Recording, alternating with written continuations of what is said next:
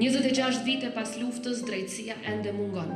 Kryerësit e krimeve nuk janë gjykuar dhe viktimat, familjet e tyre ende vazhdojnë të presin.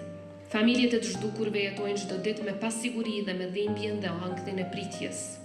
Disa nga dëshmitarët e të mbijetuarit po vdesin, duke marrë me vete pjesë të rëndësishme të së vërtetës. Prandaj detyrimi ynë institucional është më i madh se kur. Dokumentimi, ruajtja e kujtesës dhe kërkimi i vazhdueshëm për drejtësisë janë urgjencë kombëtare. Ekspozita e sotme, e vërteta, kujtesa, drejtësia, nuk është thjesht një shfaqje fotografish. Këto janë vetëm disa dhjetra nga mira fotografi të cilat i ka mbledhur Instituti për krimet e kryera gjatë luftës. Këto fotografi, pra janë për te i pamjes.